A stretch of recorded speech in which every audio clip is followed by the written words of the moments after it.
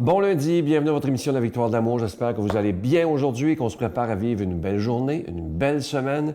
Aujourd'hui, c'est un sujet très, très délicat, mais je voulais vous en parler parce que c'est important. Premièrement, c'est arrivé.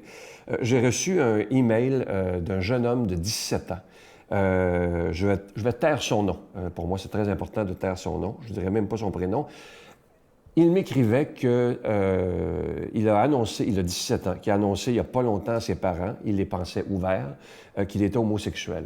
Ses parents ce sont des gens qui écoutent la Victoire de l'amour à tous les jours, même le dimanche. Ils vont à la messe quand on peut y aller, évidemment, quand c'est pas en temps de pandémie. Et vous ne croirez pas la réponse qu'il a eue de ses parents. Ses parents lui ont dit qu'ils lui donnaient quelques temps pour se trouver un appartement et t'es dehors, on ne veut plus te voir. C'est pas comme ça qu'on t'a élevé, puis bon, tout le niaisage. Et évidemment que ce jeune-là est désemparé de se faire rejeter par son propre père, sa propre mère. C'est pas évident dans notre vie. J'en reviens pas qu'en 2020, ça soit encore possible. Et ce matin, je veux m'adresser aux parents de ce jeune-là. Vous allez vous reconnaître, bien entendu. Je vous nommerai pas, même si j'ai votre nom. Pour moi, c'est inimaginable qu'on puisse faire ça à son enfant. Votre enfant, présentement, votre ado, est en danger de suicide. Vous savez que pour les homosexuels qui se sentent rejetés, il y a beaucoup plus de suicides que chez les autres. Alors, est-ce que vous pensez vraiment que vous faites la volonté de Dieu? Pensez-vous que Dieu veut que votre enfant se suicide parce qu'il est homosexuel? Ça, c'est inadmissible. Et je ne peux pas croire qu'en 2020, des croyants puissent agir ainsi avec leur enfant qui est simplement différent. Et moi, je suis sûr que votre enfant, le regard de Dieu sur votre enfant, quel qu'il soit, même s'il est homosexuel, c'est que Dieu, son Père, le prend dans ses bras et lui dit « Mon gars, même si tu es différent, je t'aime d'un amour infini. » Et dernièrement, il n'y a pas longtemps, il y a quelques semaines, le pape François, vous savez comment j'aime le pape François, a rencontré au Vatican des parents qui ont des enfants homosexuels. Et savez-vous ce qu'il leur a dit? C'est le pape, là, c'est pas moi, là. Le pape a dit à ces parents-là, dites à vos enfants qu'ils sont aimés à la folie par notre Dieu. Il les aime avec leurs différences. Alors, je m'adresse à vous, les parents de ce jeune de 17 ans. Savez-vous ce que je vous suggère? Vous n'êtes pas obligé, bien entendu, mais il en va de la vie de votre gars. Pourquoi pas prendre le temps de l'accepter tel qu'il est, avec sa différence, et de lui demander pardon pour avoir agi ainsi?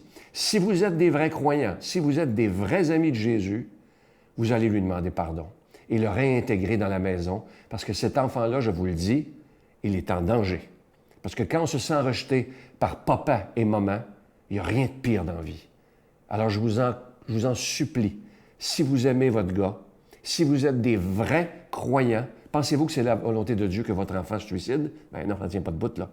Alors, prenez le temps de peut-être même piler sur votre orgueil et de dire, mon gars, sais-tu, on te demande pardon. Puis, viens à la maison. Et vous allez voir le plus beau geste que vous aurez fait. Et un jour, vous pourrez accepter votre gars tel qu'il est, même si vous n'êtes peut-être pas d'accord, pas important. L'important, c'est de l'aimer comme il est, avec sa différence, et de lui souhaiter de trouver l'amour de sa vie et d'être heureux. Notre Père qui es aux cieux, que ton nom soit sanctifié, que ton règne vienne, que ta volonté soit faite sur la terre comme au ciel. Donne-nous aujourd'hui notre pain de ce jour. Pardonne-nous nos offenses comme nous pardonnons à ceux qui nous ont offensés. Ne nous laisse pas entrer en tentation, mais délivre-nous du mal, car c'est à toi qu'appartient le règne, la puissance et la gloire pour les siècles des siècles. Amen. Mon Père, je m'abandonne à toi. Fais de moi ce qu'il te plaira. Quoi que tu fasses de moi, je te remercie. Je suis prête à tout, j'accepte tout, pourvu que ta volonté se fasse en moi, en toutes les créatures. Je ne désire rien d'autre, mon Dieu. Je remets mon âme entre tes mains. Je te la donne, mon Dieu, avec tout l'amour de mon cœur, parce que je t'aime. Et que ce m'est un besoin d'amour de me donner, de me remettre entre tes mains, sans mesure, avec une infinie confiance, car tu es mon Père. Encore une fois, je suis très heureux de vous parler du cadeau du mois d'octobre, une belle exclusivité de la Victoire de l'amour. C'est un livre que vous ne retrouverez pas en librairie. C'est le nouveau livre, mon nouveau livre qui s'intitule « Les anges messagers de Dieu ». Découvrez l'ange qui vit avec vous. Vous savez que le mois d'octobre est le mois des anges gardiens. Leur fête était le 2 octobre dernier. Nous avons tous un ange gardien. Et dans ce livre-là, qui est facile à lire, il est écrit en gros caractères, je vous donne aussi des exercices tout simples pour essayer de rentrer en contact avec notre ange gardien, apprendre à l'écouter, apprendre à décoder ses signes, parce que il n'y a rien d'ésotérique là-dedans, parce que si Dieu a voulu nous donner un ange gardien dès notre conception, c'est qu'il veut qu'on puisse communiquer avec lui. Je vous rappelle que c'est avec un don de 25 $ et si vous en voulez deux, avec un don de 40 $, je vous donne l'adresse, La Victoire de l'amour, case postale 120, succursale Boucherville à Boucherville, le J4B 5E6, je vous la redonne, La Victoire de l'amour, case postale 120, succursale Boucherville à Boucherville, le J4B 5E6. Également par téléphone, par carte de crédit du lundi au vendredi de 8h30 à 16h30 dans le 514-523-4433, 523-4433 ou sans frais le 1-888-811-9291, 1-888-811-9291 et aussi sur notre site Internet qui est une façon très rapide, simple, sécuritaire et efficace de faire votre don, le www.lavictoiredelamour.org. Vous savez que c'est un livre qui se donne très, très bien en cadeau. Je vous rappelle le titre, « Les anges messagers de Dieu ». Découvrez l'ange qui vit avec vous. Je prends le temps de vous remercier de tout mon cœur de votre grande générosité. Mon Dieu, donnez-moi la sérénité d'accepter les choses que je ne peux changer, le courage de changer les choses que je peux et la sagesse d'en connaître la différence. Amen. Aujourd'hui, la parole de Dieu est proclamée par notre ami, l'abbé Éloi Giard.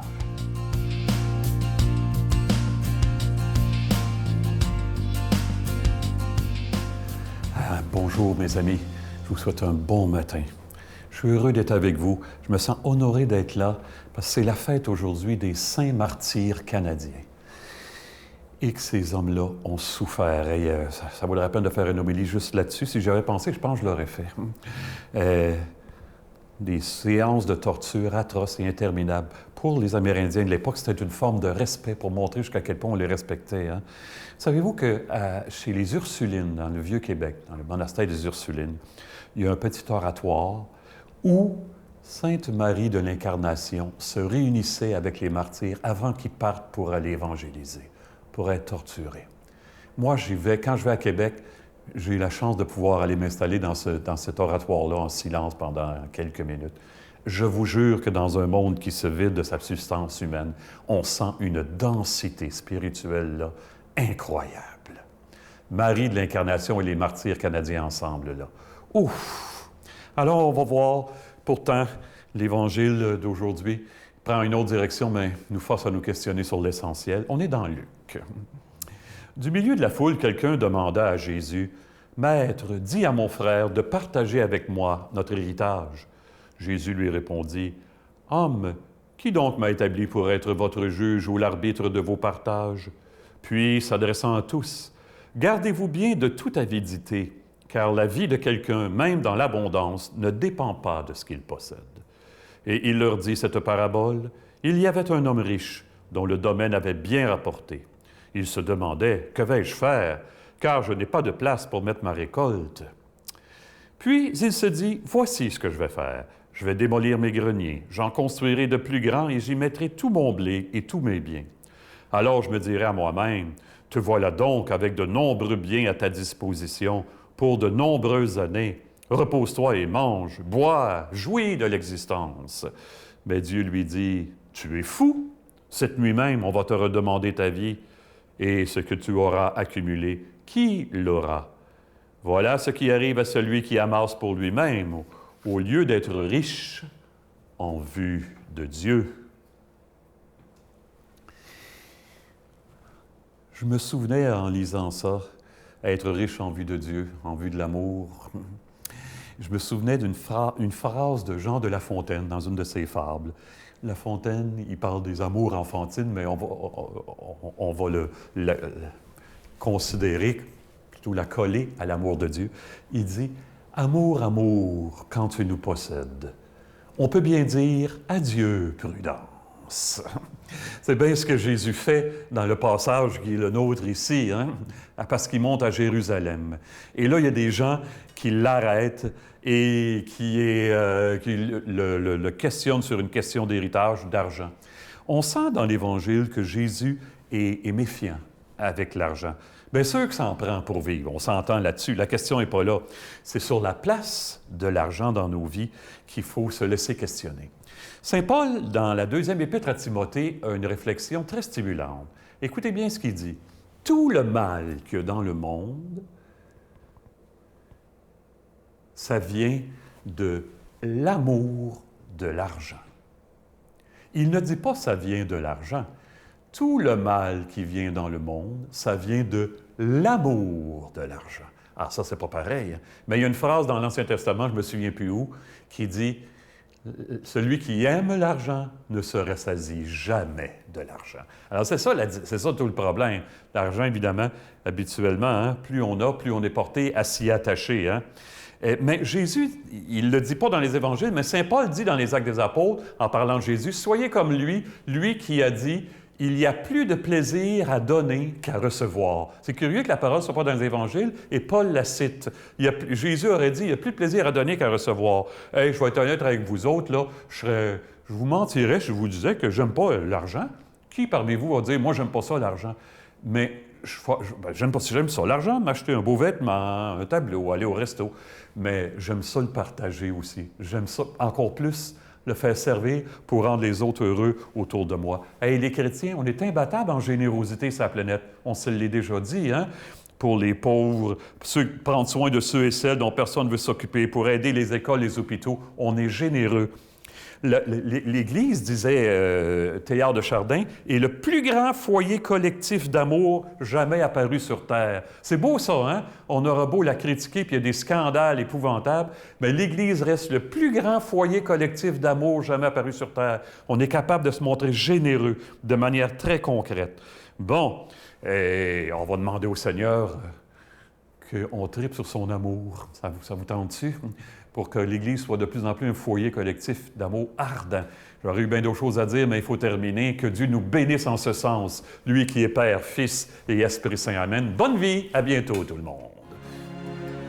Je vous salue Marie, pleine de grâce. Le Seigneur est avec vous.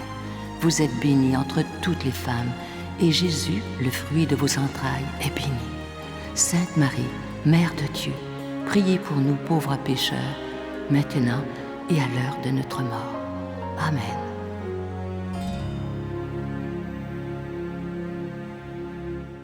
Avant de vous quitter, je vous laisse avec une belle petite prière du matin. Écoutez bien ceci, c'est beau, on va prier ensemble.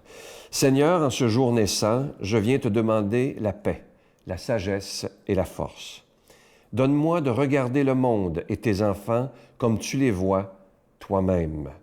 Aujourd'hui, je saurai mieux les aimer. Que ma bienveillance et ma joie fassent sentir la douceur de ta présence auprès de ceux et celles qui m'approchent.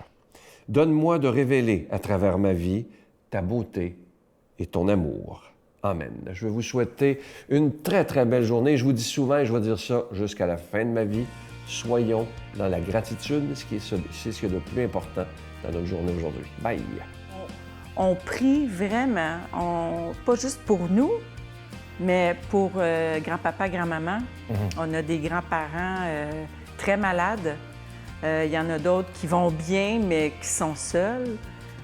Donc, oui, prier aussi pour nos voisins, penser aux autres, penser à faire des gestes, sortir de nous, arrêter d'être dans la peur, faire des petits gestes qui font plaisir aux autres.